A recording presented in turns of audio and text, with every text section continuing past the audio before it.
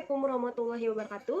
Nama saya Femiska Nabila. Di sini saya akan membahas tentang penelitian yang berjudul Pengaruh Iklan Ongkos Kirim Shopee terhadap minat beli konsumen.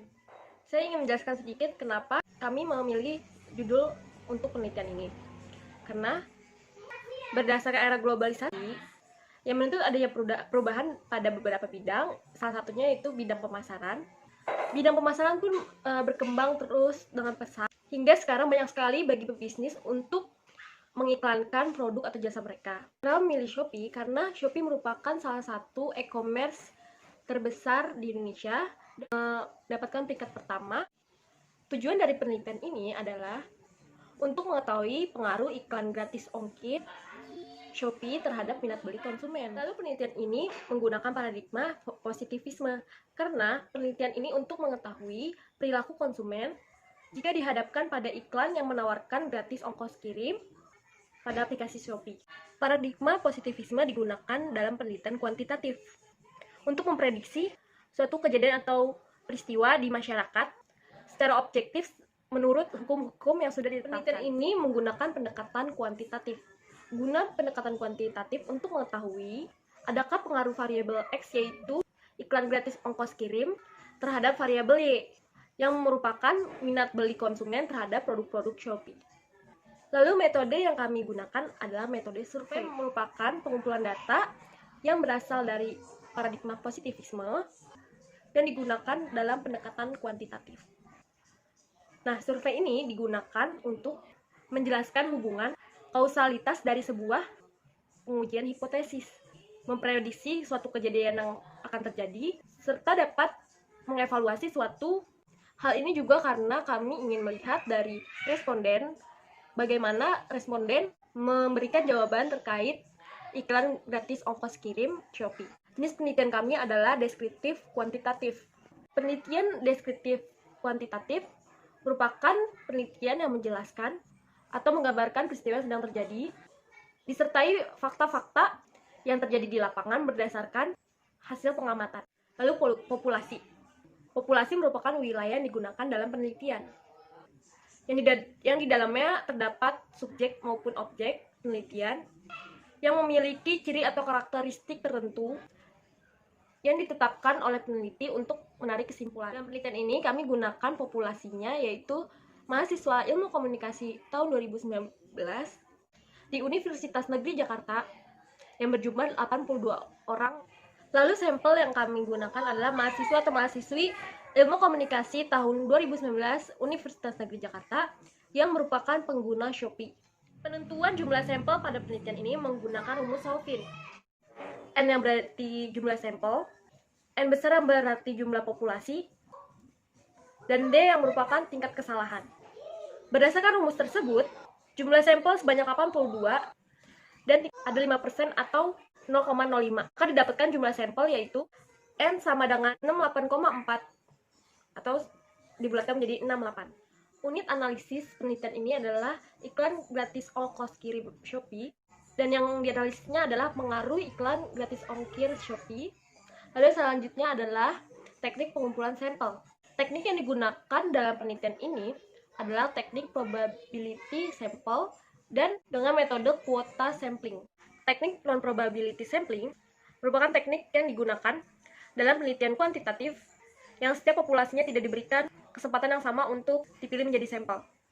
Karena sampel memiliki kriteria yang ditetapkan oleh peneliti serta jumlah sampel yang mendekati. Kriteria yang dimaksud adalah mahasiswa atau mahasiswi Ilmu Komunikasi angkatan 2019, pengguna aktif maupun pasif aplikasi Shopee. Lalu yang selanjutnya adalah metode pengumpulan data. Data yang dikumpulkan pada penelitian ini adalah data primer. Data primer dikumpulkan melalui survei, hasil kuesioner yang disebarkan kepada mahasiswa atau mahasiswi Ilmu Komunikasi angkatan 2019. Kuesioner merupakan teknik pengumpulan data yang dilakukan dengan cara memberi beberapa pertanyaan tertulis kepada responden untuk dijawabnya. Selanjutnya adalah metode pengukuran data. Pertama, validitas. Mencari nilai koefisien atau indeks validitas dapat dilakukan melalui rumus Pearson.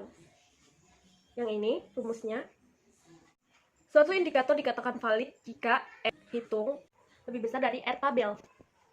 Oleh karena responden yang berjumlah 68 orang dan tingkat kesalahan sebesar 5%, maka didapatkan nilai R tabelnya adalah 0,2012. R hitung dilihat dari total person correlation masing-masing indikator. Semakin mendekati angka 1, maka indikator tersebut akan semakin valid. Berikut adalah hasil dari validitas. Bisa dilihat.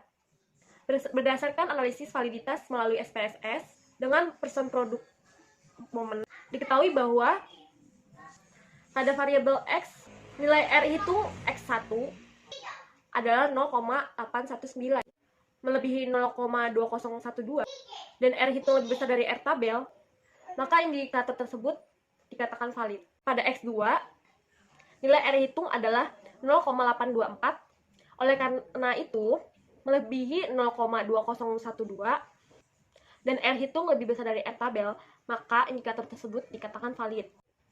Lalu pada X3, R hitungnya yaitu 0,790.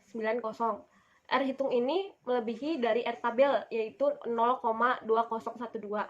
Maka dapat dikatakan indikator tersebut valid. Lalu yang selanjutnya bisa dilihat di tabel. Ini validitas Y. Pada variabel Y, nilai R hitung Y1 adalah 0,854. Karena 0,854 melebihi R tabel yaitu 0,2012, maka indikator tersebut dikatakan valid. Karena R hitung lebih besar dari R tabel, maka indikator tersebut dikatakan valid. Lalu pada Y2, R hitungnya adalah 0,783. Karena 0,783 melebihi 0,2012, maka indikator Y2 tersebut valid. Lalu Y3, R hitungnya adalah 0,851. Karena 0,851 melebihi R tabel 0,2012, maka Y3 dikatakan valid. Lalu pada Y4, R hitungnya adalah 0,824. Karena 0,824 melebihi R tabel yaitu 0,2012, maka indikator Y4 dikatakan valid. Lalu pada Y5, R hitungnya adalah 0,879. Karena 0,879 melebihi R tabel 0,2012, maka indikator Y5 dikatakan valid. Lalu selanjutnya adalah reliabilitas. Untuk menguji reliabilitas instrumen yang skornya bukan 0 dan 1, dapat digunakan rumus Alpha-Kornberg. Berikut adalah rumusnya.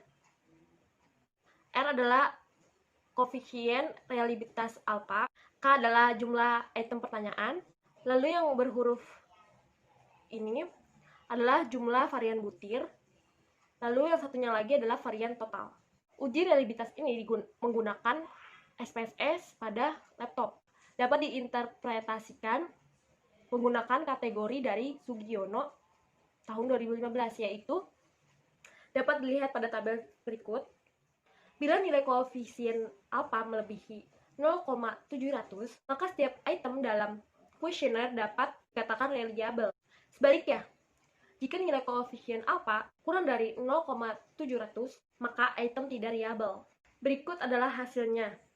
Berdasarkan hasil perhitungan melalui SPSS, dapat diketahui bahwa tabel pada indikator variabel X menunjukkan angka 0,736, maka dapat disimpulkan bahwa setiap indikator variabel X memiliki reliabilitas yang kuat. Nilai koefisien alfa pada indikator variabel Y menunjukkan angka 0,895, di mana angka ini melebihi 0,700. Maka dapat disimpulkan bahwa setiap indikator variabel Y memiliki reliabilitas yang kuat. Lalu selanjutnya adalah metode analisis data. Analisis univariat. Analisis univariat berfungsi menggambarkan setiap variabel yang dipakai dalam penelitian. Analisis univariat menghasilkan distribusi frekuensi dan persentase per tiap variabel. Data univariat yang digunakan dalam penelitian ini adalah usia mahasiswa, mahasiswa pengguna aktif Shopee sebagai variabel independen, serta minat beli sebagai variabel dependen. Rumus yang digunakan untuk analisis univariat yaitu seperti ini. P sama dengan SP per SM dikali 100%. P adalah persentase, SP adalah skor responden, SM adalah skor maksimal. Berikut adalah hasil analisisnya. Pada hasil analisis yang menggunakan SPSS, didapatkan bahwa rata-rata usia pengguna Shopee pada mahasiswa ilmu komunikasi Universitas Negeri Jakarta adalah berusia 19 tahun, atau sekitar 90% dari total sampel. Berikut adalah tabel rata-rata mahasiswa ilmu komunikasi adalah pengguna aktif Shopee dalam presentasi 86,4% atau sekitar 86%. Lalu adalah analisis bivariat. Untuk menganalisis dua variabel yang berkorelasi, perlu menggunakan analisis bivariat untuk menguji apakah ada hubungan antara iklan gratis ongkos kirim Shopee dengan minat beli konsumen.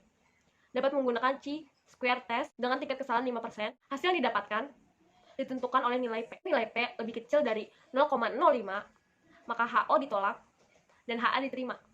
Jika nilai P lebih besar dari 0,05, maka HO diterima dan HA ditolak. Hipotesis dalam penelitian ini adalah HO adanya pengaruh dari iklan gratis ongkos kirim Shopee terhadap keinginan membeli konsumen.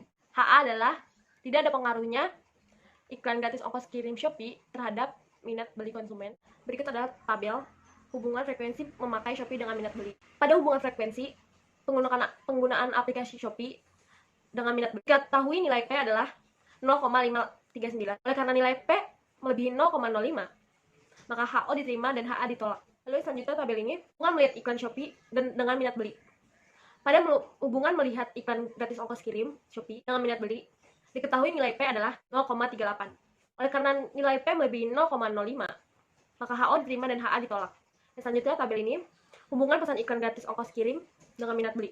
Pada hubungan pesan iklan gratis ongkos kirim Shopee dengan minat beli, diketahui nilai P adalah 0,65. Karena nilai P melebihi 0,05, maka HO diterima dan HA ditolak. Jadi berdasarkan hasil chi-square test bahwa ada pengaruh dari iklan gratis ongkos kirim Shopee terhadap minat beli konsumen untuk membeli produk-produk Shopee. Lalu yang selanjutnya adalah keterbatasan dan kelemahan penelitian. Keterbatasan penelitian. Berdasarkan penelitian yang dilakukan, peneliti menemukan apa keterbatasan. Keterbatasan itu antara lain: 1. Peneliti memiliki keterbatasan waktu yang diberikan untuk mengerjakan penelitian ini, yang mengakibatkan kurangnya maksimal dalam pengerjaannya. Yang kedua, penelitian ini hanya mengambil sampel sebanyak 68 orang yang berasal dari mahasiswa atau mahasiswi ilmu komunikasi Universitas Negeri Jakarta. Yang ketiga, penelitian ini menggunakan kuota sampling sehingga dalam menetapkan jumlah sampel yang akan dipilih hanya yang memenuhi kriteria peneliti. Lalu kelemahan penelitian. Adapun kelemahan penelitian ini adalah: 1. Pada penelitian ini, dalam pengumpulan datanya hanya menggunakan kuesioner yang disebarkan ke sampel. Lalu yang kedua adalah metode yang digunakan dalam penelitian ini adalah metode kuantitatif deskriptif. Maka dari itu, penelitian ini tidak dapat digunakan untuk membuat kesimpulan. Pada penelitian ini menggunakan teknik non-probability sampling. Maka dari itu, setiap populasinya tidak diberikan kesempatan yang sama untuk dijadikan sampel.